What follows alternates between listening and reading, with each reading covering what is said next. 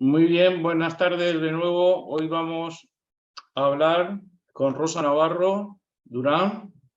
Muy buenas noches. Buenas noches. Y vamos a hacer la entrega de nuestro premio anual de Cervantes como filósofo. Aquí yo tengo Cervantes como filósofo en dos sentidos, en el sentido de pensamiento que se refleja en la obra de Cervantes, y también se puede decir como filósofo en el sentido de la reflexión, el examen continuo de su conciencia, de su mente y de la conciencia de los lectores. O sea, en plan clásico de Sócrates, de Platón. En ese sentido yo creo que también Cervantes puede considerarse un filósofo.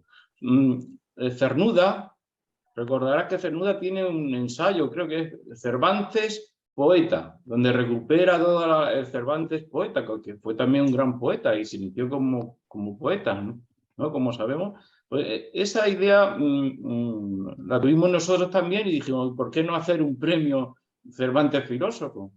Y eso hace 4 años empezamos y ya pues, con la pandemia y tal, aprovechamos estos medios de Zoom y tal para hacerlo de esta forma y vamos adelante. No sé si llegaremos a ser como los Cervantes de literatura, pero yo creo que como homenaje a los clásicos y a Cervantes, pues así lo haremos.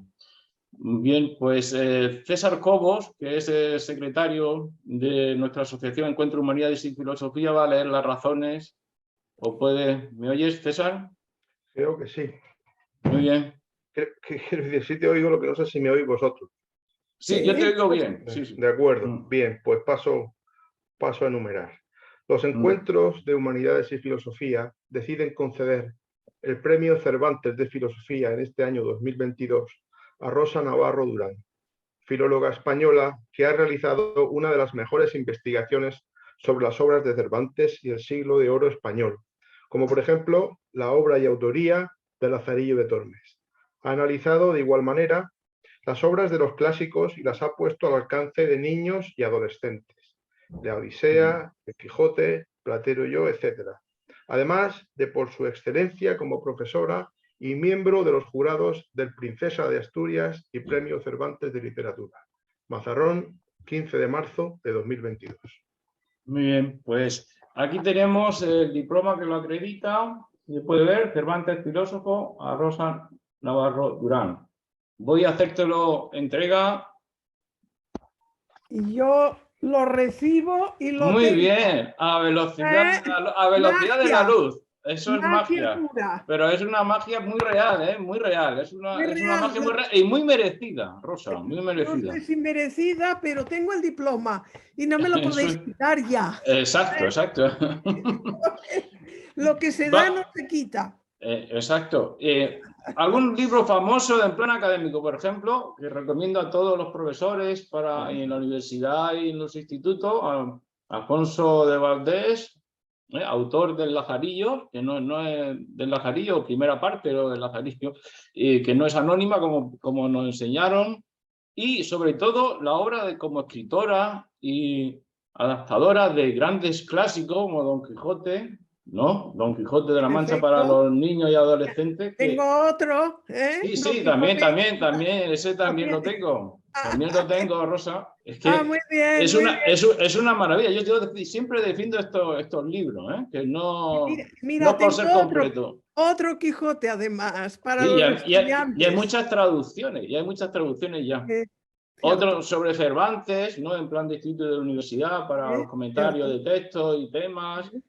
Y uno de los últimos, tuyo, El Castillo del Dragón. Caramba, ¿no? Este es bien raro. Sí, ahí sí. Y también, no lo tengo aquí, pero Platero y yo, ¿no? Que es muy famoso también en los institutos. Y pues muchísimas gracias por aceptar de nuevo y está con nosotros también Román Gil. Román, buenas noches. Hola, buenas noches. Jurista José Sánchez Tortosa, que es filósofo y especialista en educación. Buenas noches. Amparo Merelo, que hablamos de una asociación que defiende el español, el idioma en el que escribió Cervantes. Aunque Cervantes también debió hablar italiano, ¿no? Y, Sí, sí, una mezcla conocía, también de italiano, conocía el español, catalán, italiano. sí. Sí, Y algunas cosas debió, como cautivo 5 años, ¿no? Debió, árabe, debía saber. sí, y por su origen, aquí tenemos a Santiago Trancón, que es filólogo y tiene varias obras sobre Cervantes, el origen es judío y leonés, ¿no? Santiago, el micrófono. Santiago, el micrófono.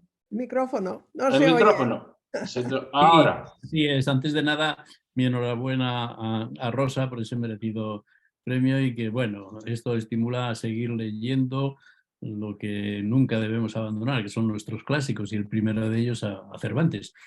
Así que mi total enhorabuena. Muchísimas gracias a todos, porque todavía no he podido agradecer ese honor y vuestra compañía.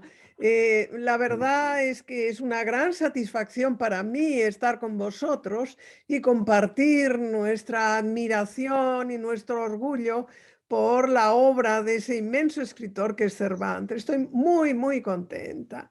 Este premio me ha iluminado esta tarde ya oscura de este domingo. Gracias de verdad a todos por estar aquí, por vuestras palabras y por ese diploma mágico que ha Sí, volado desde exacto. Mazarrón a Barcelona. Muy Aquí lo bien. Sí. Exacto, no como Don Quijote en el vuelo de Clavileño, ¿no? de Clavileño, no, No, porque no no. hay cohetes, pues no se han No hay enterado. cohete. No, Si no, me los ponen, ¿eh? Que esta sí. ciudad es muy propensa a los fuegos. Sí. Sí. Ha debido de ser una transmisión cuántica, una Sí, teletransportación, sí. algún misterio, digamos, pero basado en la pura realidad. Yo creo que algo hay ahí, ¿no? Sí, es como ese gato que estaba Quizás vivo. por lo del gato es rey de lo de ese. Exacto. Yo creo que en cierto modo Cervantes también sigue tan vivo y tan presente, se nos va reapareciendo así de manera misteriosa, pero con una presencia tan grande como la de el diploma que te ha llegado por vía mágica. Seguro. Yo les cuento a los niños porque realmente la labor de adaptación de las obras clásicas a los niños me llena de alegría y me da muchas satisfacciones. Me preguntan los niños que quieren saberlo todo cuando hablo con ellos, que ¿por qué adapté el Quijote? Y yo les cuento la verdad, que se me apareció en sueños Cervantes. Todos ellos querían saber exactamente el día, cuándo se me apareció. Y yo les dije la verdad, que en el 2005 y que fue en agosto, el 15 de agosto, una fecha señalada de la que así me acuerdo. Pero los niños me preguntan, ¿y cómo te acuerdas? Digo, es que la anoté, porque hay que estar siempre dispuesto a justificarlo todo, ¿no? Y entonces les cuento mi conversación con Cervantes, lo triste que estaba, porque su Quijote no podía ser leído por los niños, y entonces yo les cuento que él me rogó que se lo pusiera fácil para ellos a su alcance.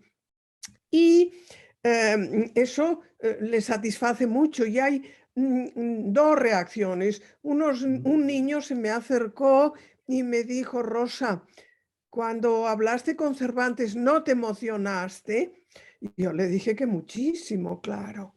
Y otro niño de alma filósofa me dijo, ¿y por qué no te has preguntado, Rosa, por qué te escogió a ti Cervantes? Me dejó tan anonadada que le dije que me lo estaba preguntando desde entonces. Y sigo preguntándomelo. Pero ahí está Cervantes en mis sueños y en mi voluntad de transmitir su inmensa y riquísima obra tan divertida, tan profunda, tan filosófica a ratos, a todo el mundo, a niños y a mayores, a todos los públicos. Pues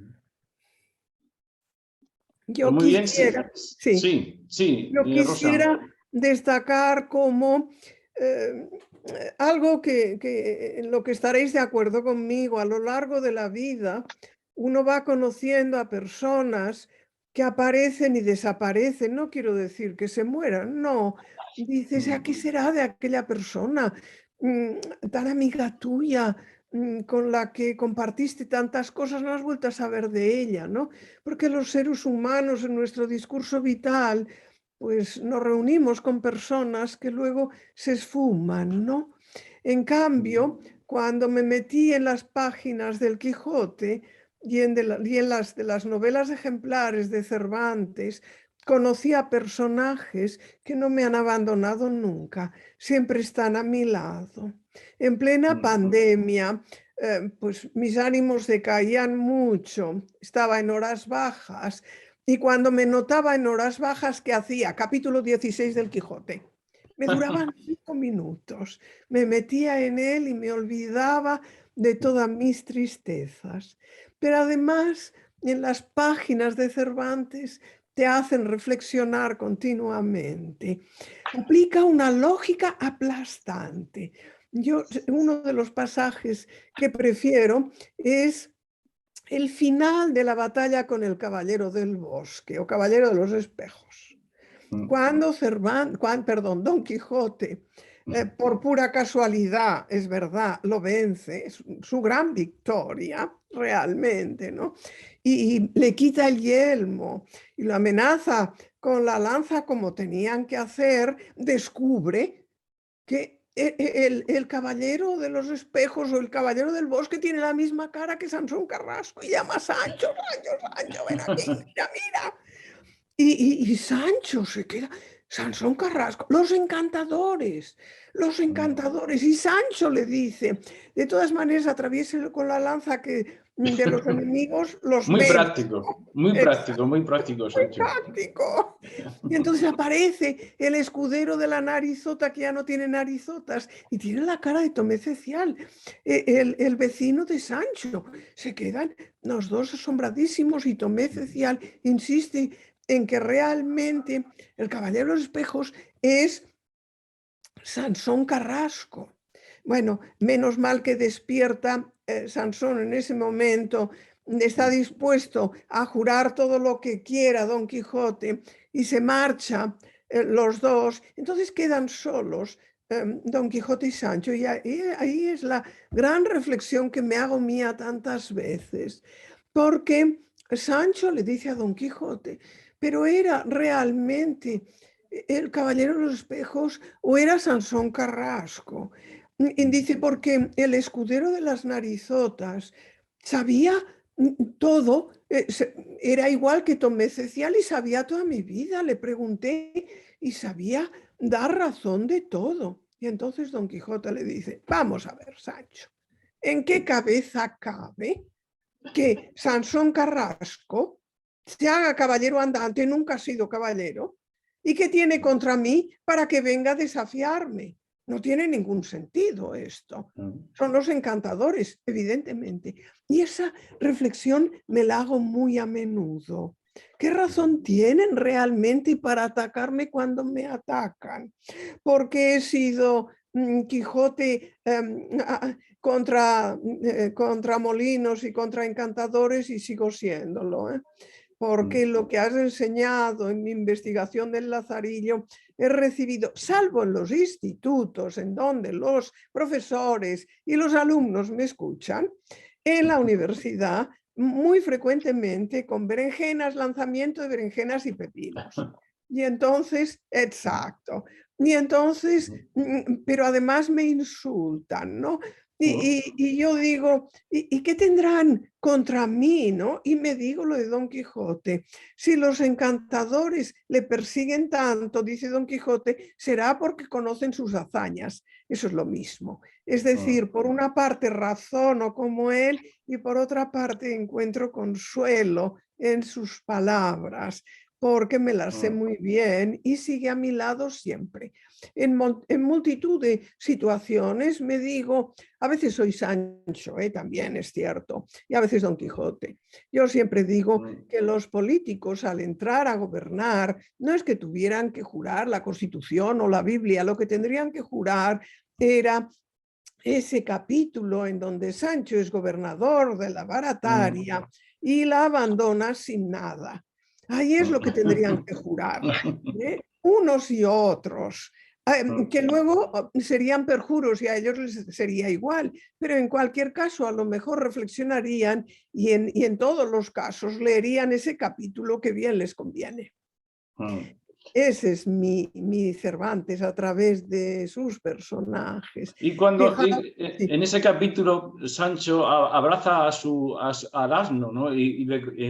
y le cuenta cómo la locura de la caverna, de la ciudad, de cómo viven en la ciudad, en el estado. Ese es muy llamativo, cómo termina hablando con su querido asno. Sancho, está muy bien. Pues abrid los micrófonos y ya si queréis podéis preguntar o hablar con Rosa. Me sorprende Rosa cuando dice, cuando me insultan, me pregunto, ¿qué tendrán contra mí? Lo que es obvio es que lo que no tienen son razones, porque si no lo insultarían. Utilizarían esas razones en lugar del insulto, ¿no te parece?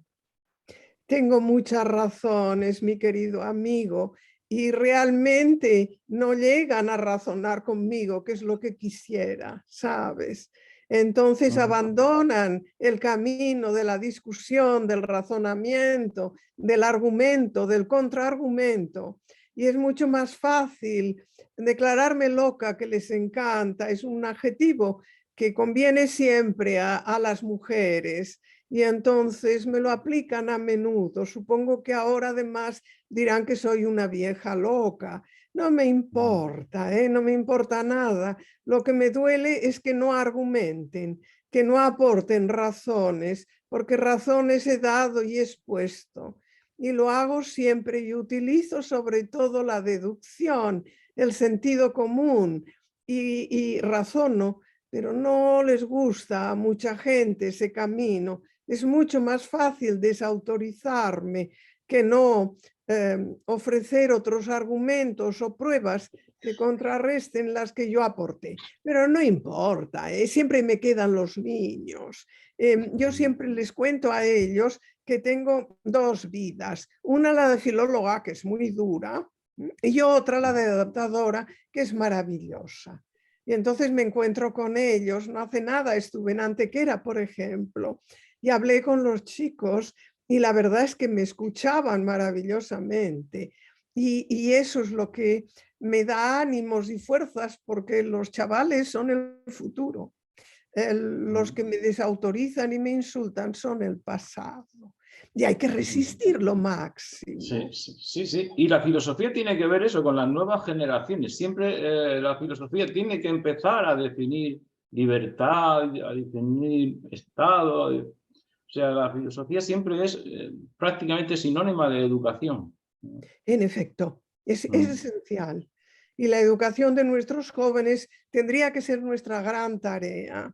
Por eso yo creo que si en algo, mi preocupación es ser útil a los demás. Eso es lo único que me interesa. Y ahora cuando hablo a los chicos les digo, si solo tenéis selfies, no vais por buen camino. Tenéis que dialogar con los demás y sacar lo mejor de vosotros mismos para los demás.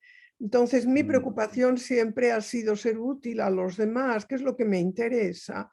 Y creo que mi labor como adaptadora, abriendo los clásicos a muchos niños y a muchos adolescentes, hago algo útil, que es lo que me interesa. Porque esos libros es cierto que cada vez son más difíciles de leer, pero si se los das fielmente en unas adaptaciones atractivas, lo leerán sin darse cuenta y no se olvidarán. Nuestra cultura es esa, asumir el legado de las generaciones anteriores, el legado de los grandes escritores. Es un país que tiene muchas estatuas de Don Quijote. Tendría que tener menos estatuas y más lectores. No hace mucho... Sí, Amparo. Sí, Amparo. Que pues me ha gustado mucho lo que estás diciendo, porque desde Hablamos Español pues nos sentimos realmente muy identificados con eso, porque también somos una asociación enormemente criticada y tenemos que estar siempre al pie del cañón. Nosotros tenemos una argumentación muy sólida, tampoco quieren argumentar, porque los que tenemos enfrente pues son pues, los nacionalismos más rancios. Y a mí, pues realmente el tema de los clásicos es algo que en las comunidades autónomas bilingües, por ejemplo, yo estoy en Valencia, esto no se da. Mi hijo tiene ya 16 años y ellos no han visto el Quijote. Yo sí que estudié, además, ellos estudian lengua castellana, yo estudié lengua y literatura en español, y sí que estudié el Quijote y sí que me hicieron leer el Quijote cuando yo estudié. Mi hijo ya con 16 años no lo ha visto, pero que sí que ha leído pues, libros de autores nacionalistas, autores, bueno, aquí tenemos además un problema con el tema del nacionalismo catalanista, que también quieren absorbernos, igual que han hecho con Baleares, pero bueno, que está ocurriendo lo mismo en Galicia, está ocurriendo lo mismo en País Vasco, en Navarra, ahora bien Asturias, y los clásicos españoles no se están estudiando, no se están estudiando. Además hablamos español, uno de los pilares que trabajamos muchísimo precisamente es la educación. Nosotros defendemos la libertad de elección de lengua y que la gente, los padres podamos elegir la lengua en la que estudian nuestros hijos, pero por desgracia aquí hay la imposición lingüística en todas las comunidades autónomas, es tremenda, con bilingües, quiero decir, y la verdad es que se agradece mucho que padres podamos saber que tenemos acceso a esos libros, pero va a ser casi una cosa particular, personal de las familias, porque de verdad que las comunidades autónomas bilingües eso prácticamente no se estudia nada. Y es una pena, y bueno, pues que enhorabuena por el premio. Y yo estoy aquí en nombre de Gloria Lago, que también nos saluda, te saluda a ti, te da la enhorabuena. Y nada, que también gracias por dejarnos participar, y aquí también estamos nosotros para defender la lengua común y la lengua de libertad, en el fondo, que es el español. Eso queremos. Yo voy a contarte una cosa. El libro que más gustó a Cervantes fue Tirante el Blanco. Valenciano. Es un libro de Joan Martorell, solo que traducido al castellano en 1511, que es lo que leyó Cervantes. Diego de Gumiel, que era el editor, viendo el negocio, le quitó el nombre del escritor y lo tradujo al castellano. Cervantes es su libro preferido, no el Amadís, no, porque Cervantes tenía muy buen gusto. El mejor libro es Tirante el Blanco. Sí, señor. Tirant lo Blanc, sí. Tirant lo Blanc, Tirante el Blanco, ¿no? Sí. Y realmente, como dice, cuando lo encuentra en la biblioteca del Quijote, el cura se entusiasma y dice que es un libro, es una mina de pasatiempo y de diversión. Y dice, porque allí los caballeros comen y mueren en su cama, como hace Don Quijote realmente, ¿no? Pues te contaré cómo era uno de mis libros favoritos, entonces quise adaptarlo y lo adapté al castellano, claro está, ¿no? Porque mi catalán no me permite ser fiel en las adaptaciones. Entonces lo tradujeron al catalán y al valenciano. ¿Qué ocurrió? Que en el territorio español, por decirlo así, entendiendo en donde solo se habla el español, como creían que era un libro catalán, no lo compraban. No. En Cataluña, como lo había adaptado yo, que era castellano parlante, aunque estuviera en catalán, como era un libro valenciano, no lo compraban. Y en Valencia, como venía de mí, que era catalana, no lo leían. O sea que para que veas que la intolerancia es muy general y siempre encuentran motivos para el rechazo de la cultura. Pero no me desanimo, no hay que desanimarse, hay que seguir luchando en todos los frentes. Yo os confesaré que mi última adaptación, que no he conseguido que me la publiquen en España, me la publican en México. Estoy entusiasmada. Me cambian algunas expresiones para hacerlas mexicanas y no me importa nada. Realmente es la misma lengua con ciertos modismos y ya está. Hay que seguir luchando siempre en pro de la cultura, que eso es lo que nos importa, que nuestros jóvenes sepan, puedan leer esos libros clásicos que han sobrevivido a lo largo de los siglos. Estoy de acuerdo totalmente contigo, Rosa, porque es que hay dos tipos de seres humanos, en definitiva. Los que defienden el poder político y se identifican con el poder político, y los que defienden la cultura, la filosofía. Es el examinarse uno mismo y a los demás para seguir siendo humanos, ¿no? Tal cual, Sí. tal cual. Eso es, ¿no? El ser humano, el ser persona, es lo esencial. Hay que defender un humanismo en este sentido, Exacto, ¿no? en el sentido de humanitas. Justo, de ver al otro, de poder dialogar, de reflexionar. De no encerrarse en estados, en naciones, en culturas pequeñas. Eso está muy superado. Llevamos 2400 años intentándolo. Exacto, y todavía estamos ahí, por Dios. Y todavía estamos. Santiago ha pedido la palabra. Bueno, cuando queráis, pues abrir el micrófono y abrir el micrófono, Santiago. Santiago, micrófono. Ahora, de nuevo. Era por, sí, no sé si cualquier otro puede intervenir antes también, pero bueno, quiero decirte que me alegra todas las reflexiones que estás haciendo, Rosa, porque son muy pertinentes en el momento en el que estamos viviendo, ¿no?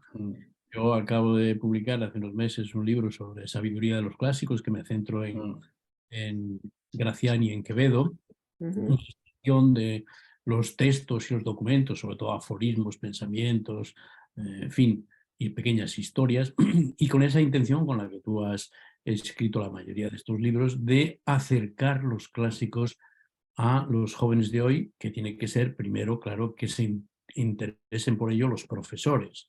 Eso es especial. Es fundamental, ¿no? Y ahí recuerdo pues esa frase de Heráclito que me encanta, que dice que quienes se sumergen en los mismos ríos bañan siempre aguas nuevas. Muy bien. Los clásicos son esos ríos que siempre tenemos que sumergirnos, esa es la primera condición. Si no nos sumergimos no disfrutamos de ellos. No. Y siempre nos encontraremos algo nuevo y además relacionado con el presente, no la idea de los clásicos como pesados, aburridos, en fin, hasta algunos dirán que muy carcas y todo ese tipo de mala fama de los clásicos se desaparece en cuanto se acercan y leen una pequeña selección de textos y disfrutan con la capacidad seductora de esos textos y con el pensamiento que hay detrás. Y en este sentido me gusta la idea de Cervantes filósofo. Precisamente tengo en la cabeza algún libro más relacionado a hacer otro par de clásicos del siglo de oro, y entre ellos estaría Cervantes, para extraer su pensamiento precisamente en esas frases que tienen esa estructura sentencial, pero que encajan un poco con la literatura breve, que, digamos, hoy, en cierto modo, hay una cierta facilidad, acostumbrados a los tweets, a los Facebook, a todo ese tipo de mensajes, de titulares breves, claro, que en lugar de transportar la superficialidad, si se lo hace con textos de los clásicos, lo que provoca es todo lo contrario, una intensificación del pensamiento, pero tiene la ventaja de la brevedad. En ese sentido, bueno, qué sé yo, cuando Cervantes dice, por ejemplo, yo qué sé, lo que se sabe sentir, se sabe decir. Pues solo con esta frase tienes lugar para empezar a hablar, fíjate, con los alumnos, decir, ¿qué sientes? ¿Lo sientes de verdad? Ahora dímelo. Es decir, que hay unas posibilidades pedagógicas extraordinarias con el pensamiento de todos los clásicos, pero con Cervantes pues está muy claro, cuando dice con poco me contento, aunque deseo mucho. Entonces la dialéctica entre el deseo y la realidad y lo que se obtiene, pues ahí ya tienes con frases que tienen el valor de la precisión, la concisión, la intensidad semántica, los juegos de palabras, las antítesis, y es una fuente inagotable de enriquecimiento. Y en ese sentido, volviendo a la metáfora del agua, yo hablo también de que estamos como bebiendo siempre agua contaminada. Ahora que hablamos tanto del mundo contaminado, y lo que nos falta es ir a la fuente, al manantial donde el agua está pura, y esos son los clásicos. Lo único que tenemos que hacer es señalarle a la gente a ver cómo llega a ese manantial, cómo se agacha y cómo bebe de ese agua. Lo demás ya el agua hace efecto por sí misma, la fuerza que tienen los clásicos. En ese sentido, me alegra coincidir con todas estas inquietudes y ese espíritu batallador que tiene Rosa, que nos está demostrando hoy, pues que tenga el consuelo de que también hay algunos otros por ahí que enganchamos con las mismas inquietudes. Seguro. Y que, aunque no nos conozcamos, por ejemplo, hasta ahora, este momento personalmente, estamos ahí en ese mundo misterioso del encuentro entre los seres humanos, unido por las figuras de esos grandes hombres, como en este caso es Cervantes. Perfecto, muy bello discurso que subrayo y que aplaudo. Me parece esencial lo que has dicho, es así. Pues si puedo aprovecho Sí. la pausa para intervenir. Por supuesto, lo primero es felicitar a la profesora Navarro por su trabajo, por el premio, agradecer sobre todo a Antonio que me invite, que me dé la oportunidad de estar con todos ustedes, especialmente con la profesora Navarro. Para mí es un honor y sobre todo para alguien que conoce la obra de Cervantes y en especial Don Quijote. Bueno, por supuesto, como yo también soy del plan antiguo, por haberlo leído en el instituto, haberlo releído posteriormente ya con una visión más filosófica que estrictamente literaria. Entonces, claro, la visión que yo tengo del Quijote, además, por cuestiones, bueno, más que personales académicas, últimamente está mediada por la lectura de los autores del 98, porque llevo bastante tiempo trabajando sobre todo en la obra de Unamuno. Ajá. Y en cierto modo lo que me interesó, ya digo, por cuestiones profesionales o académicas, me interesó especialmente o me atrajo la lectura tan heterodoxa y hasta antipática para los cervantistas de Vida de Don Quijote y Sancho de Don Miguel. Pero bueno, sin entrar en la lectura de Unamuno, lo que querría destacar son un par de cosas, ya digo, desde el punto de vista filosófico y también como profesor. En primer lugar, yo soy bastante pesimista con respecto a la deriva de la enseñanza y ahí uno de los síntomas más catastróficos, evidentemente, es el olvido de los clásicos. Por una cuestión material, yo creo, pero inducida por la propia lógica de los sistemas actuales de enseñanza. Esencialmente la falta de tiempo. La oportunidad de leer a los clásicos es la oportunidad de instalarse en un plano de eternidad, en cierto modo, ¿no? Y por eso, como decía con cierta gracia Umbral, Homero dice más de hoy que el periódico de ayer, ¿no? Pues con los clásicos pasa eso, ¿no? Los clásicos nos están hablando ahora mismo y sin embargo se le está hurtando ese conocimiento a la mayor parte de nuestros estudiantes. Y yo creo que es una catástrofe generacional, nacional, debo decirlo, por lo que tiene que ver sobre todo con el tesoro no de la nación española, en parte también, sino sobre todo por el idioma español. Y yo creo que en cierto modo la labor de revolucionaria o de resistentes, ahora mismo la que nos toca a los docentes, es precisamente resistirnos a la barbarie tecnificada y tratar de acercar en lo posible a los clásicos a nuestros alumnos, cosa que ya digo es una batalla que creo perdida, pero que no vamos a dejar de dar los que tengamos la ocasión, ¿no? Y desde el... Bueno, se ha quedado un poco la imagen. Sí, hasta aquí. Sí. Y se ha quedado congelado. Se ha quedado congelado. No sé si Román... Bueno, ahora sí, ya, José. Claro. Se ha quedado un poco Sí, había perdido congelada la imagen, pero poco tiempo. Decía que desde el punto de vista filosófico es evidente que, sobre todo en Don Quijote, hay una filosofía disuelta, una filosofía presente, no formalizada o sistematizada, pero una filosofía de una lucidez que, seguramente como la de Quevedo, que ofrece fogonazos de inteligencia filosófica mucho más deslumbrantes de lo que otros filósofos de profesión y más o menos más sistematizados podrían ofrecer, ¿no?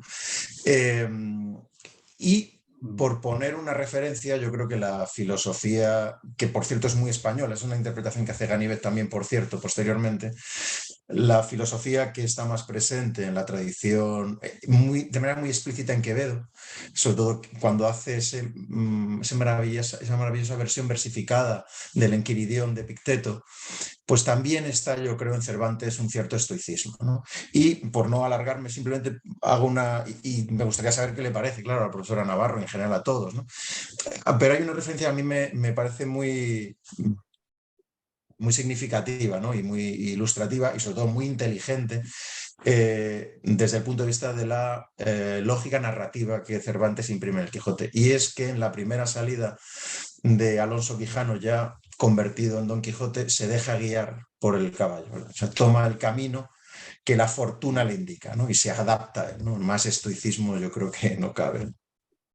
Cierto. Y además, para Cervantes era muy importante el estoicismo porque fue un perdedor. No consiguió nada, pobre.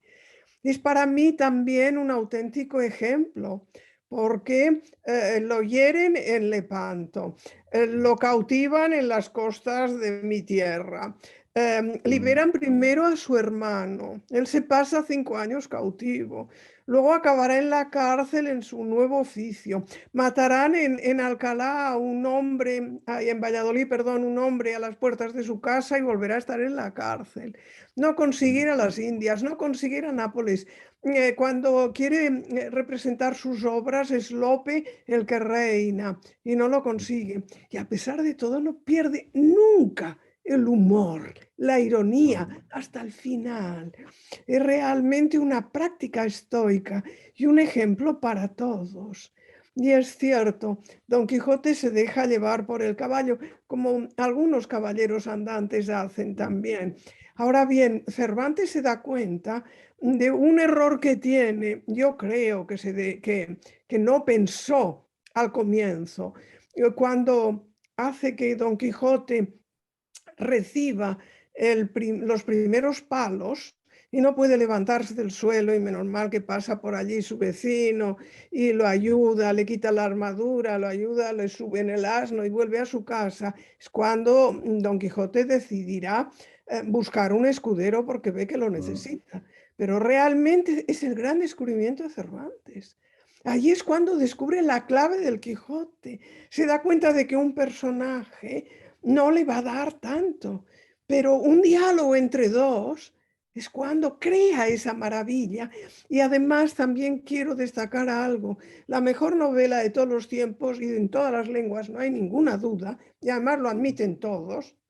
El otro día estaba leyendo yo unos pequeños adelantos de memoria de Barenboim, el gran director, y decía que cuando él era joven, que estuvo en Israel, es de origen judío, Ben Gurión le dijo que su obra preferida era El Quijote y él se la leía.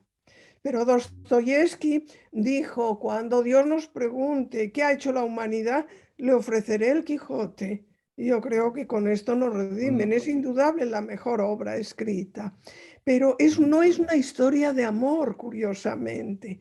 Es una historia de amistad entre dos personajes muy distintos, de distinta clase social. Uno es analfabeto, el otro vive con las lecturas dentro y en cambio al final son entrañables amigos, no pueden vivir el uno sin el otro. Vaya dolor cuando se separan y el gusto de Sancho cuando deja su gobierno para volver a encontrar a su señor.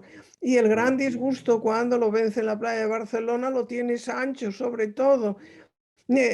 ¿Cómo va a vivir sin esas aventuras, ¿no? Una historia maravillosa de amistad creada por un hombre perdedor por completo y que entonces se redime con ese ejercicio de humor y ironía continua, porque es continuo, los golpes de humor y los golpes de ironía, que es lo que permite al ser humano salvarse.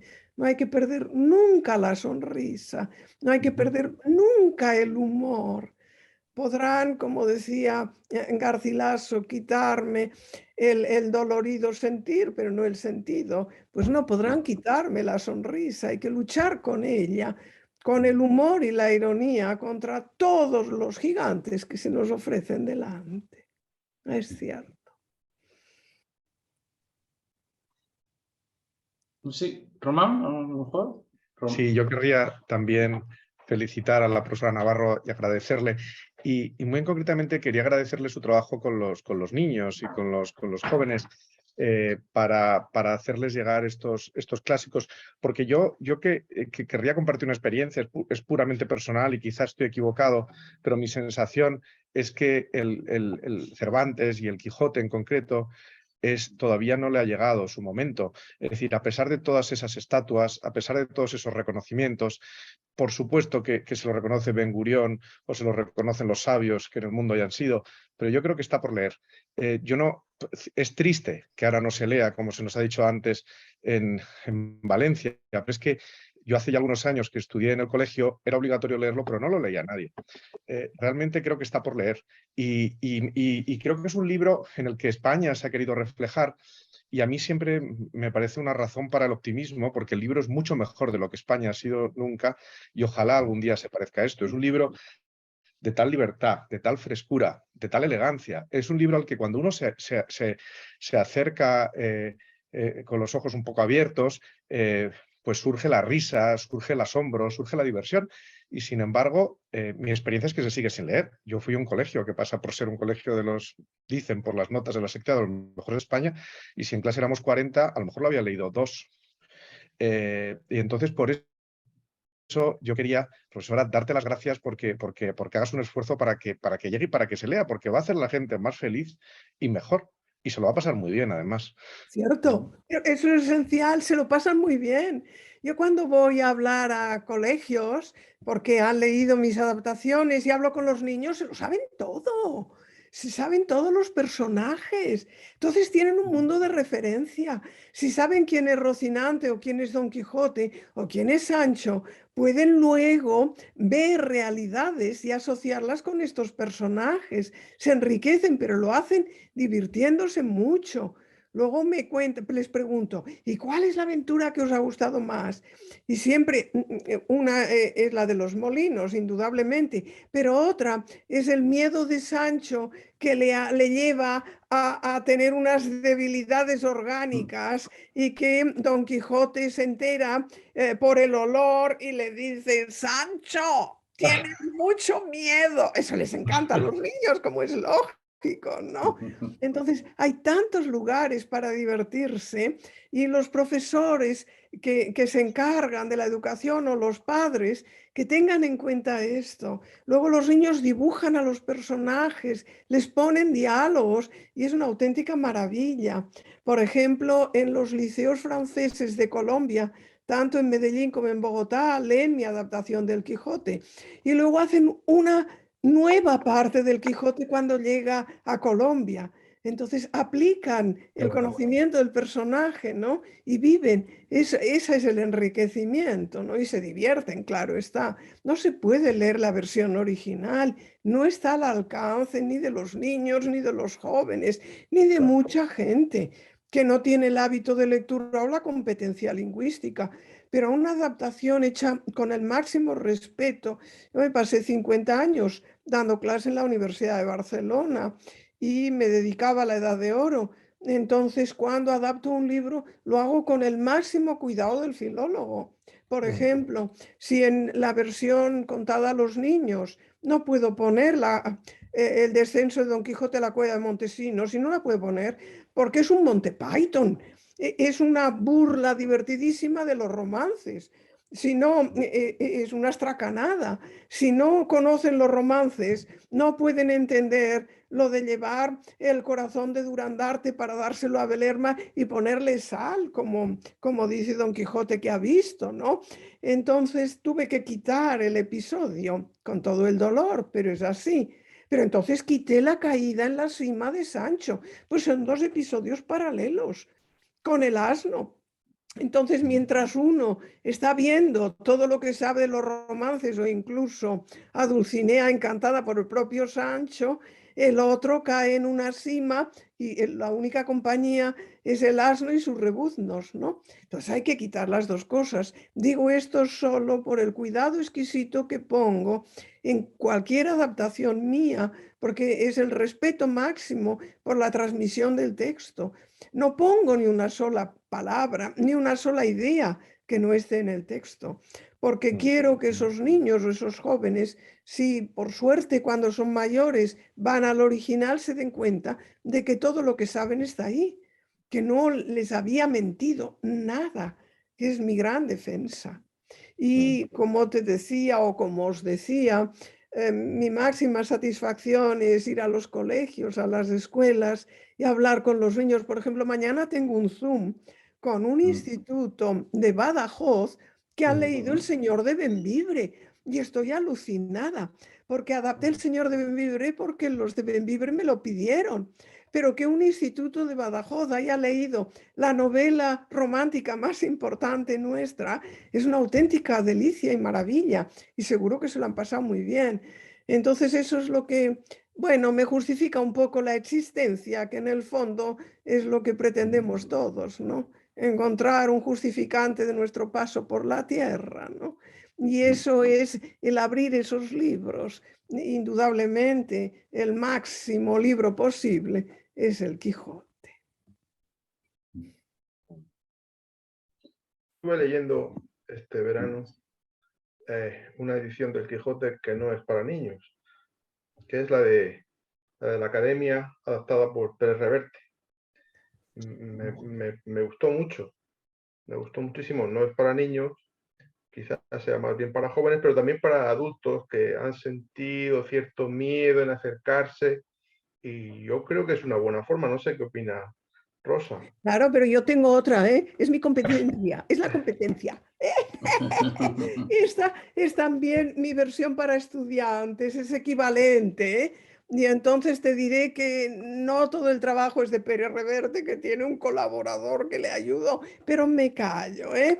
Está todo muy bien y cualquier trabajo que esté bien hecho, sea atractivo y sirva para abrir el Quijote, me parece estupendo.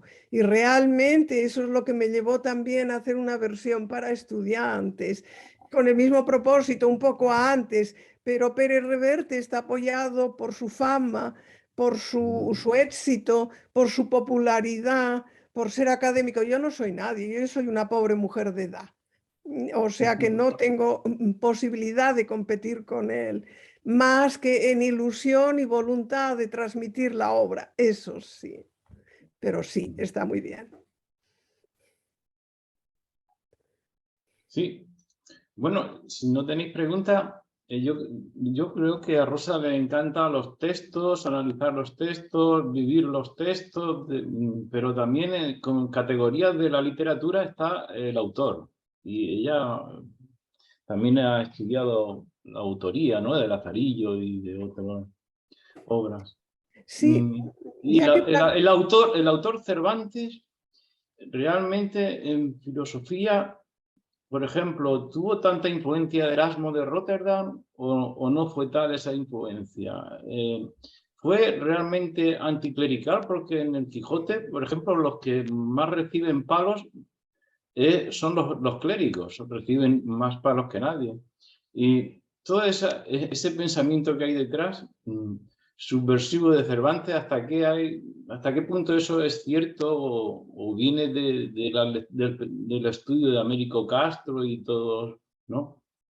Mira, en primer lugar, el pensamiento de Cervantes no es uno, como ni el tuyo ni el mío. Yo no pensaba igual hace 10 años, y mucho menos hace 20. Y con un poco de suerte, a lo mejor dentro de 5 tampoco. Entonces, son sucesiones de Yoes, son sucesiones de Cervantes. Y el Cervantes que escribe la primera parte no piensa igual que el Cervantes que escribe la segunda parte. Esto se nota muy bien. Ahora, indudablemente, en la segunda parte ha llegado a darse cuenta de que le conviene más determinadas cosas, crea o no crea en ellas. En la primera parte no, en la primera parte no transige apenas nada. Ha cambiado a lo largo de los años, como es lógico, como todos. Somos una sucesión de yoes y no hay que pensar solo en esto. No, hay que tener en cuenta que la primera parte la publica en 1605 y la segunda 10 años después. Han pasado muchas cosas. Ahora bien, indudablemente Erasmo está ahí. Se había leído muy bien el Elogio de la Locura y me va muy bien para contaros una cosa. Muchos se han fijado en que el pobre Cervantes, en el comienzo del Quijote, dice que no ha encontrado nadie que le haga los textos preliminares. Y se lo creen los lectores. No, está imitando a la locura, que también pone textos suyos. Es una imitación de Erasmo. ¿Cómo no va a encontrar poetas que no le hicieran textos para el espacio preliminar del Quijote, por Dios? Si levanta él y nosotros levantamos una piedra y salen 5 dispuestos a hacer cualquier cosa. Yo he hecho montones de prólogos, no creáis que lo digo de los demás. He hecho montones de prólogos. Cuando un amigo me pide, pienso, algunos los hago muy convencida, otros no tanto. Y por lo tanto, esto es un recurso literario de Cervantes que repite en El viaje al Parnaso. ¿Cómo que se creen que Cervantes no tenía nadie? Y esto aparece, pobre Cervantes, no tenía a quien le escribiera. No os habéis creído. ¿Por qué se cree todo el mundo lo que dice a pies, literalmente lo que dice ese gran creador, ese gran humorista, ese gran que maneja la ironía? Cuidado, hay que ir con cuidado, del mismo modo que no siempre hay que creerse lo que decimos nosotros. Entonces, esto es algo importante. Yo no sé hasta qué punto pues es absolutamente erasmista, pero que conoce el elogio de la locura, no tengo ninguna duda. Porque el comienzo del Quijote es una pura imitación de ese comienzo del elogio de la locura que le entusiasmaba. Y tanto le entusiasmaba que en El viaje del Parnaso sigue diciendo lo mismo. Y por lo tanto no hay que creerse que no tuviera personas que le escribieran, por Dios. Y que realmente en la primera parte, pues bueno, muestra una cierta tolerancia muy superior a la que tenían sus contemporáneos, pues sí. Del mismo modo que en la segunda parte también hace una defensa dentro de la ley de los moriscos, porque ese encuentro de Ricote con Sancho nos lo indica. No va contra la ley, porque ya han expulsado a los moriscos, pero sí que se le ve una actitud de tristeza entre personas que ya son católicas, que son españoles y que los echan, ¿no? Hay realmente un dolor por parte de Sancho y una voluntad de Cervantes de esto. Y en ese momento Ricote le dice a Sancho que lo acompaña, va como peregrinos que van pidiendo, y les acompañan unos alemanes. Dice que se va a ir a Alemania porque tienen más libertad de pensamiento, y no es una crítica, sino todo lo contrario. ¿Por qué? Porque está pensando en Lope, su gran enemigo, porque Lope era insoportable, ¿eh? Era un triunfador nato, pero quería que el mundo fuera un nuevo y comérselo a él. Si tenía toda la escena para él, que es el mejor, indudablemente, no hay más, ¿no? Porque también quería ser novelista cuando no tenía madera de novelista. Y entonces en el peregrino a su patria hace que vaya el protagonista a Montserrat y se encuentre con unos peregrinos alemanes, y ahí los ataca desde su posición de clérigo del Santo Oficio, aunque en ese momento no lo fuera, ¿no? Su inclinación. Y es cuando Cervantes le contesta, porque hay que tener en cuenta que a veces los escritores contestan a los contemporáneos, como hoy. Yo les decía siempre a mis alumnos, cuando conozcáis, estudiéis a tal poeta, tenéis que saber cuáles son sus amigos y sus enemigos, para ir con cuidado según lo que diga y lo que juzgue. Entonces a Cervantes le pasa lo mismo. Está contradiciendo o está ignorando a sus contemporáneos. Por ejemplo, ¿cuál es la obra que ignora en el Quijote? Y además lleva a un pasaje esencial muy mal interpretado. Ignora el Guzmán de Alfarache. ¿Por qué? Porque compite con el Guzmán Cervantes. Entonces no lo menciona. Indudablemente no está en la biblioteca de Don Quijote, que es una novela picaresca, es la primera novela picaresca, no va a estar en la biblioteca de Don Quijote, ¿no? Pero es que además pone en la biblioteca del Quijote de su personaje, el último libro publicado que está en ella, del que se habla, es del 91. ¿Por qué? No es porque empezara a escribir entonces el Quijote, sino porque quiere alejarlo del 99, que es cuando se publica la primera parte del Guzmán. Y como Don Quijote no ha leído el Guzmán, no puede saber qué son los galeotes, no los conoce. Y el pasaje de los galeotes se ha interpretado mal. No es que Cervantes esté defendiendo la libertad de los delincuentes, no, por Dios.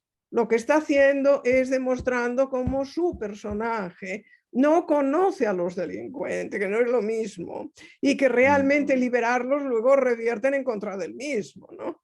Y si no los conoce, que son galeotes, es porque no ha leído el Guzmán de Alfarache, el pícaro por excelencia, que es un galeote, cuidado. El Lazarillo no es una novela picaresca. Lazarillo es una sátira erasmista prohibida por la Iglesia siempre. Estuvo prohibida siempre. Nunca prohibieron ninguna novela picaresca, porque el Lazarillo está diciendo mucho.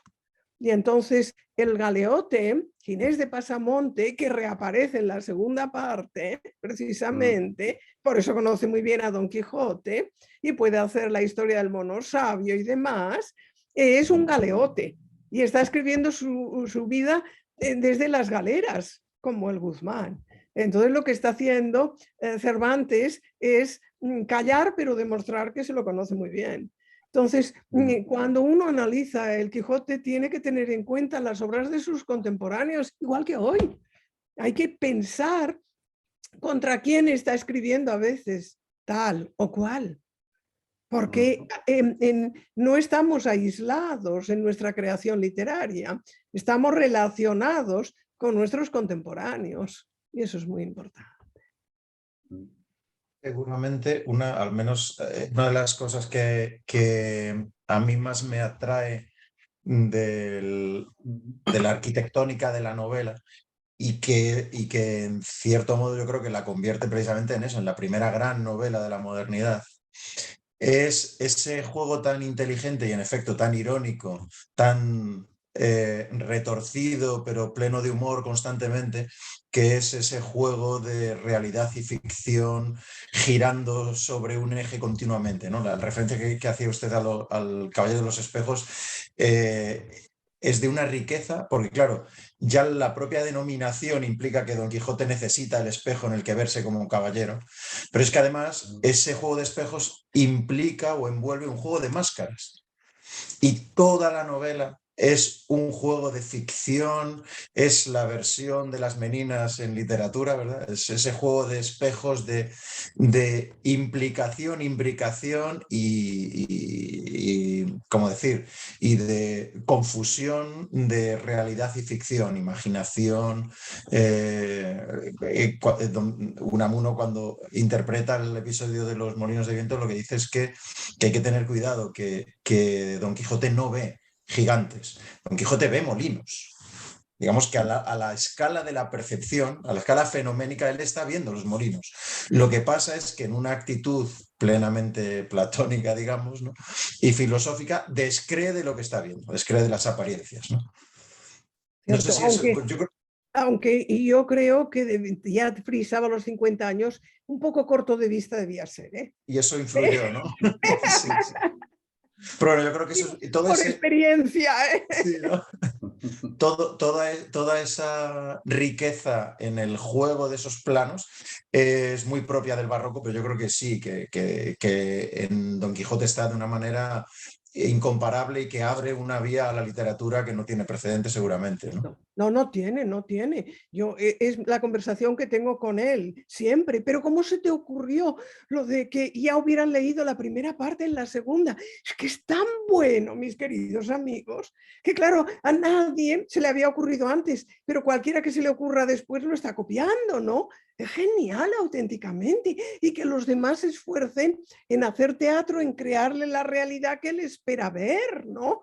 Desde Sancho con el encantamiento de Dulcinea hasta el propio Sansón Carrasco, los duques, todos le están, porque saben quién es, entonces le están creando la realidad. Pero es que es buenísimo este recurso, ¿no?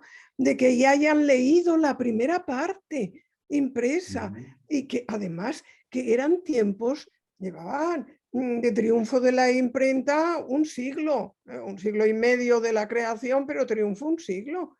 Y Cervantes se dio cuenta de la fuerza de la imprenta hasta hacer que Don Quijote entre en ella, ¿no? Y vea la falsa segunda parte allá, ¿no? Pero es que es buenísimo, porque claro, a partir de aquí ya los personajes que se va encontrando lo van reconociendo, porque han leído. Y él se lanza a crear aventuras para dar material al historiador, un historiador que es árabe y que por lo tanto no debe decir muy bien la verdad. Es que no, es un juego, como dices tú muy bien, ¿no? Es un juego de espejos, de apariencias, infinito, genial.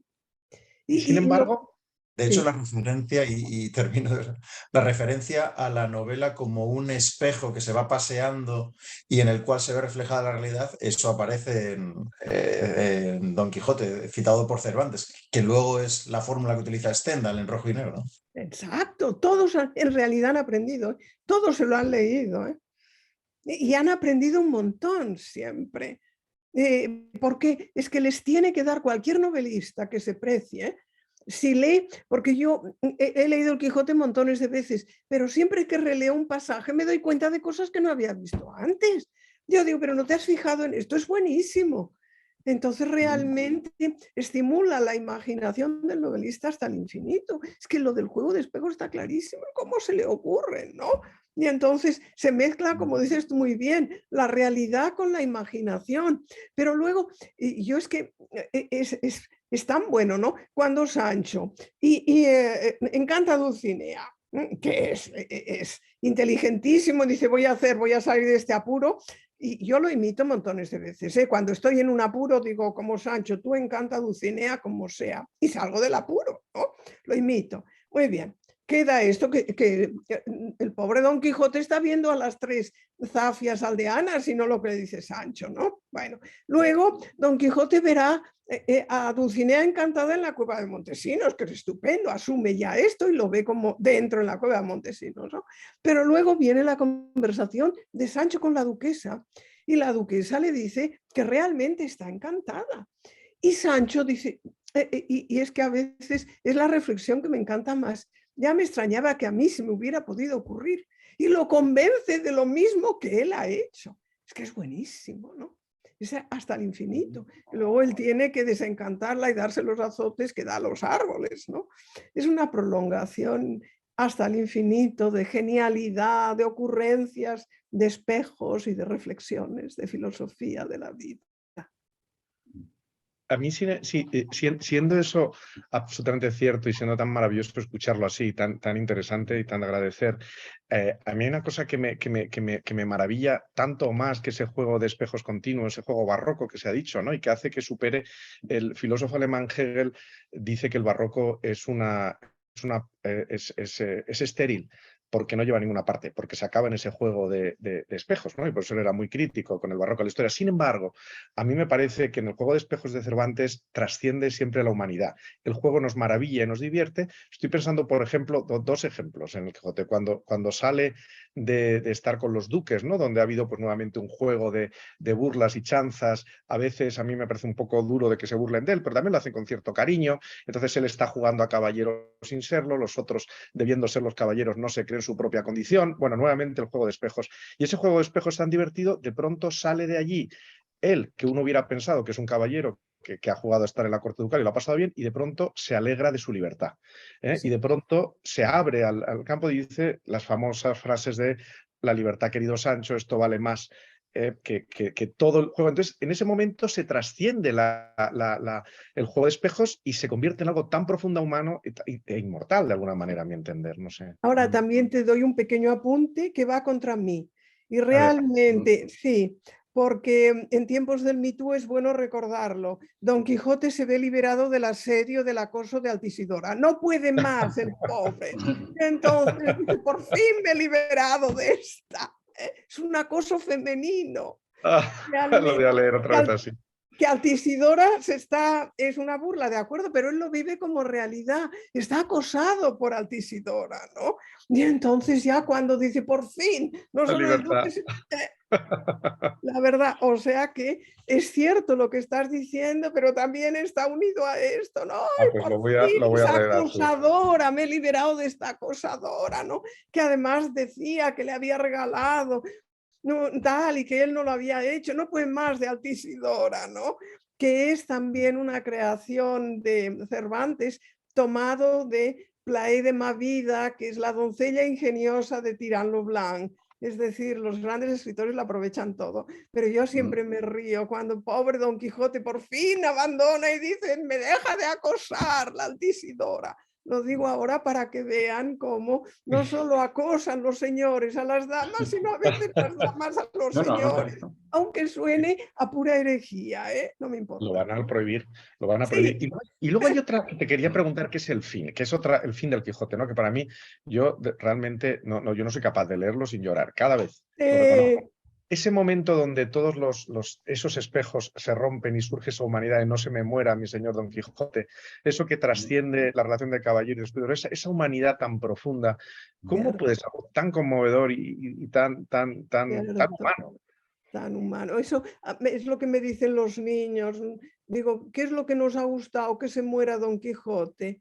Y entonces tengo que contarles cómo le habían robado a los personajes al propio Cervantes, además insultándolo, es que ya era lo último, ¿no? Y entonces él sabe muy bien algo que no aprendió con Doyle, quiso hacerlo, pero protestaron, que es, si no quieres que te resuciten a un personaje y le hagan hacer nuevas aventuras, lo tienes que matar. Y entonces Cervantes dice, me lo robaron una vez, no me lo van a robar dos veces, y tiene que matarlo. Pero como dices tú, incluso por una necesidad narrativa, entonces despierta la humanidad y el sentimiento por parte de esos seres que lo rodean y de los lectores, que cuando vemos que es Alonso Quijano el bueno, pensamos que sí, que es Alonso Quijano el bueno. Como dijo, el primero que se dio cuenta del gran desastre fue un caballero barcelonés, Antonio Moreno, que cuando vio en la playa de Barcelona que lo vencía el caballero de la Blanca Luna, otra vez Sansón Carrasco, ¿no? Dijo que había hecho la mayor desastre que podía hacer a todo el mundo, hacer que ese maravilloso personaje no siguiera con sus aventuras, ¿no? Y sí, como dices tú, yo siempre lloro. Sí. Antes, no sé si estarán de acuerdo, es que en cierto modo, y eso sí, yo creo que es otra genialidad de Cervantes, ¿no? Que matando a Don Quijote le permite pervivir, es decir, Don Quijote no muere realmente, o sea, lo que se produce es la reversión, digamos, ¿no? Se produce la conversión de Alonso Quijano a Don Quijote, pero Don Quijote recupera la cordura antes de morir y se vuelve a convertir a Alonso Quijano. Es una manera de preservar la eternidad literaria de Don Quijote con la cuestión de que es decisiva. Yo estoy muy de acuerdo en eso, de que es una manera de proteger al mismo tiempo al personaje, de que no me lo vuelvan a mancillar. Claro, otra parte. Pero como dices muy bien, le hace recobrar la cordura y entonces se acaba realmente la vida de Don Quijote sin matarlo. Quien muere es Alonso Quijano, no Don Quijote. Es otra de las grandes, lo has dicho maravillosamente bien, es otro de los grandes hallazgos, ¿no?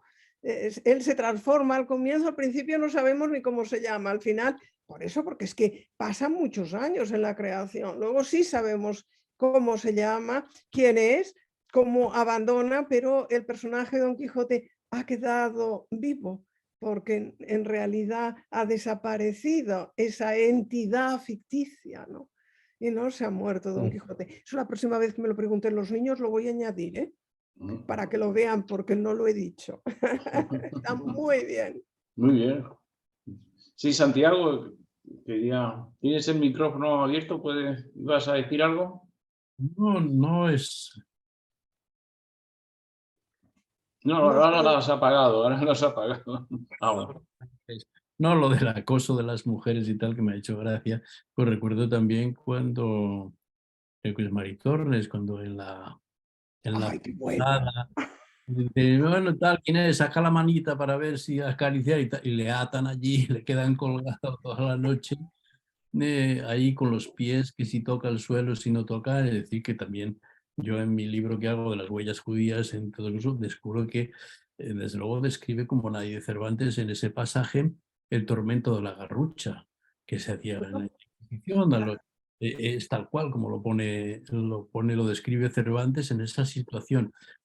Eso da pie un poco también a ver toda esa profundidad de alusiones, de connotaciones que podemos encontrar, ¿no? Pero que Cervantes tiene esa habilidad de enriquecer un pasaje más o menos cómico. Ahora, ¿cómo lo podemos leer? Primero, eso, que las mujeres también acosan a los hombres, que las mujeres también se burlan de los hombres, que las mujeres también se burlan de los sentimientos enamoradizos y estrafalarios de los amores de esos entregados como tal, que las mujeres buscan otra cosa, no esos hombres al estilo del amor de Don Quijote. La prueba está en que realmente Aldonza Lorenzo, que es la real, pasa porque unos no conocen ni a Don Quijote, ¿no? Aunque lo haya visto, y la única que queda es la fantasía, que es Dulcinea, ¿no? Que es una creación fantástica. Fantástica, Digo maravillosa. y como al mismo tiempo ese pasaje que está repetido, y yo, pues si lees eso también a mí me recuerda eso, el tema de la garrucha y de las torturas de la Inquisición.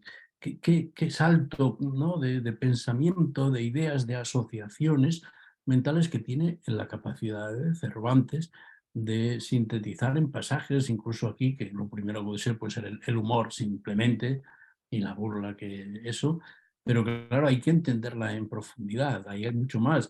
Qué sé yo, no sé quién, no me acuerdo ahora quién es el que consideraba que el Quijote era una crueldad total, el aspecto cruel, y hombre, no has entendido. No, Borges decía eso, que daban muchos palos y tal. no, pero es una obra cómica. Claro que se ven esos pasajes y lo primero que se les ocurre es decir que es una novela cruel y ¿verdad? No han entendido nada, ¿no? El sentimiento que produce Don Quijote para mí ha sido desde que era niño. He de contar una anécdota personal, pero que también tiene que ver con lo que estamos diciendo y con el cambio de los tiempos y cómo se ha degradado la enseñanza. Yo con 10, 11 años antes de ir al ingreso, que se hacía aquellas pruebas de ingreso en el bachillerato y tal, yo leía el Quijote en la escuela, lo leíamos a los niños de mi edad. Y yo recuerdo como una experiencia personal muy reveladora quizás de otros lectores, que a mí efectivamente me producía tristeza Don Quijote, que me daba pena, no entendía cómo se reían los otros niños cuando los pasajes que eran realmente cómicos sin para reírse, pero había algo profundo que a mí me inhibía esa risa, que me quedaba más la sensación de qué desgraciado, qué pobre hombre, que lo que le están haciendo y cómo pelea, sin embargo, para salir de esas situaciones. Pero ese sentimiento, claro que es lo que, no sé si Borges, no recuerdo ahora el nombre, que identifica como crueldad. No, hombre, no, estamos en otro nivel. Y por eso la capacidad de Cervantes de sugerir muchas cosas, aunque a veces sean contradictorias entre sí, pero el lector las tiene que hacer compatibles. Tiene que hacer compatible en este caso la satisfacción, la hilaridad, el disfrute con las aventuras disparatadas, con al mismo tiempo ese sentimiento de honda tristeza y de reflexión sobre la condición humana, cómo sufre, pero sin embargo sigue adelante, que Don Quijote sufre mucho. Quiere decir que no oculta, pero sin embargo se sobrepone con el valor, con la fuerza, con el coraje, con el creer en la misión en la que está imbuido, que le hace superar todas esas situaciones. Bueno, es un ejemplo que me ha venido a propósito de las mujeres y Don Quijote, ¿no? Bueno, ahí también tiene que ver con tu trabajo, Santiago, el origen judío, ¿no? De Cervantes, del autor Cervantes, en el retablo de las maravillas, ¿no, Rosa? El retablo de las maravillas de Entremés, ¿no? de Cervantes. Ahí hay una defensa, ¿no? de los judíos, ¿no? De cómo tú dices aquí en este ensayo que se ve lo que se debe ver, se ve lo que se debe ver, que también es muy actual, también es muy actual el control del pensamiento y de la televisión y todas las pantallas. Exacto. Tienes que pensar que yo me recuerdo a mí misma yendo hace años al Museo Reina Sofía y entré en una sala donde había una exposición, pero yo no sabía cuál era la obra de arte. Resulta que era el radiador, pero yo no lo había descubierto. Y entonces me pasé un buen rato mirando el martillo de los bomberos porque yo creía que era la obra de arte. Cuando me di cuenta de mi error, miré a ver si alguien me había visto, ¿no? Avergonzada de mi percepción del arte actual. Se alaba y se ve muchas veces lo que se debe ver. Y es lo que pasa en el retablo de las maravillas, que es el cuento del vestido del emperador o de don Juan Manuel, ¿no? De los tejedores que hicieron el paño y el rey no sabía que iba desnudo, ¿no? Y todos lo veían porque tenían que verlo, pero si no, eran bastardos y por lo tanto no estaban dispuestos o no tenían honra, ¿no? Siempre hay un estigma de la sociedad en un momento determinado y entonces hay que ver lo que se ve. En el retablo de las maravillas, en cambio, lo que me sorprende, que claro, para no ser judíos son capaces de verlo todo, pero ven a Herodías, curiosamente. Yo digo, no deja de ser interesante el que haga salir precisamente a Herodías, ¿no? Ahí en el desfile de ese retablo maravilloso que acaba con palos como todos los entremeses, ¿no? Lo mejor de Cervantes son también los entremeses. Sus comedias no son tan buenas, pero los entremeses son geniales porque el registro cómico es el que domina mejor. Y en la comicidad siempre hay palos, siempre hay fracasos. No tenemos más que recordar las geniales películas cómicas de Chaplin o de todos sus contemporáneos, de Buster Keaton, siempre sufren, ¿no? Desastres de los que salen aparentemente sin daño, ¿no? La comicidad siempre tiene esto, los palos, los golpes, pero el ser humano no es víctima de tales palos o tales golpes, aunque sí que los reciba.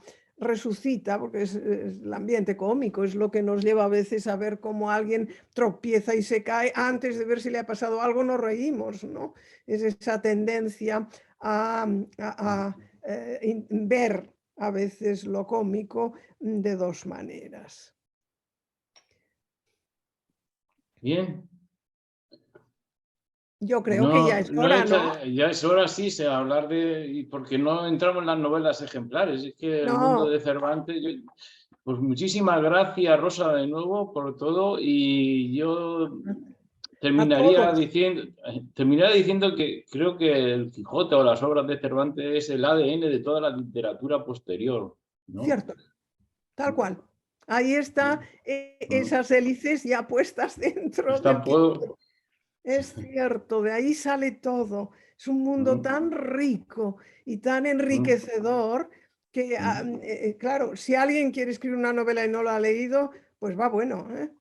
Es muy posible que se le ocurra pues seguir un camino ya hecho o decir tonterías. Primero hay que leerlo, luego ya veremos si te atreves a superarlo y a buscar otro camino, pero primero léelo, aprende, entérate.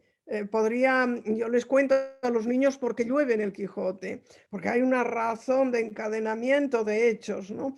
Nos está dando continuas lecciones narrativas, ¿no? Filosóficas y personales, como el Bacielmo, enumeraría tantas cosas, ¿no? Pero es eso, es como un sombrero de prestidigitador, está todo dentro. Ha sido un auténtico placer compartir este rato con todos vosotros. Muchas gracias. Pues vamos a detener la grabación y no vayáis y ya luego